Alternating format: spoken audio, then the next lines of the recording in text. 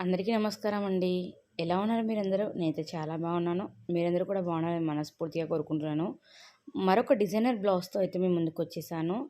మీకు థంబ్‌నెయిల్ చూస్తే అయితే అర్థమైపోతుంది కదా ఏం డిజైన్ అనేది. ఇది కూడా బోట్ నెక్ డిజైనేనండి. ముందుగా బోట్ నెక్ అయితే పైన 4 ఇంచుల గల్ల తీసుకున్న తర్వాత అక్కడి నుంచి 1 ఇంచ్ గ్యాప్ ఇచ్చిన తర్వాత కింద మనకి ఎంత పొడుగు గల్ల కావాలి అనేది మెజర్మెంట్ తీసుకొని దాని ప్రకారం మనం కేన్వాస్ మీద కట్ చేసుకోవాలి. దీంట్లో కేన్వాస్ వేయడం వల్ల ఏంటంటే గల్ల ఫినిషింగ్ అనేది బాగుంటుంది. గల్ల కుట్టేటప్పుడు కూడా వంకర టింకర్లు పోకుండా స్టడీగా ఉంటుంది. నాకు పొడుగు వచ్చేసి 6 ఇంచెస్ వచ్చింది.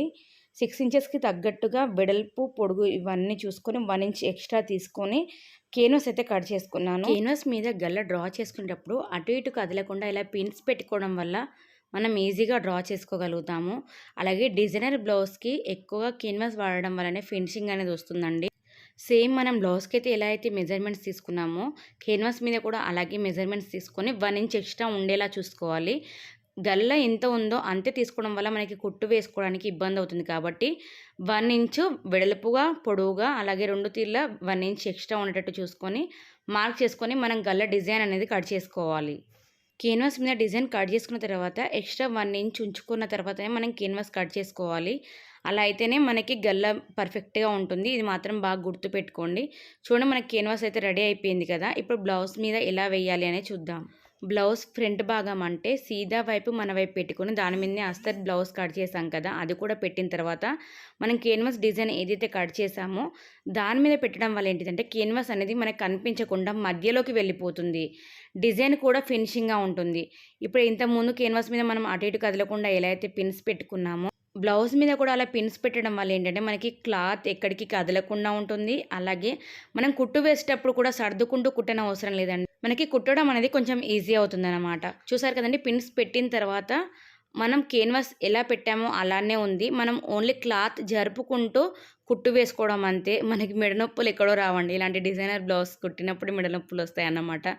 దాన్నే తీక్షణంగా చూస్తూ అటు ఇటు తిప్పుతూ పాదాన్ని ఎంత తీక్షణంగా అంటే ఒక 15 మినిట్స్ అయితే మనకి అలాగే ఉండాల్సొస్తుంది. టైలర్స్‌కి అయితే ఇది ఒక మెయిన్ ప్రాబ్లమ్ అన్నమాట. చూస్తుంటే డిజైన్ ఈజీగా అనిపిస్తుంది కానీ కుట్టే వాళ్ళకే తెలుస్తుంది. అందుకే అంతంత రేట్లు చెప్తారు టైలర్స్. కుట్టించుకునే వాళ్ళు ఏముంది నార్మల్ గల్లే కదండీ, నార్మల్ డిజైనే కదండీ అని చెప్తుంటారు కానీ కుట్టే వాళ్ళకి ఆ కష్టం అనేది తెలుస్తుందండి. ఈ మెడ నొప్పులు, నడుము నొప్పులు ఇలాంటి డిజైనర్ బ్లౌజ్ కుట్టడం వల్లనే ఎక్కువొస్తాయి.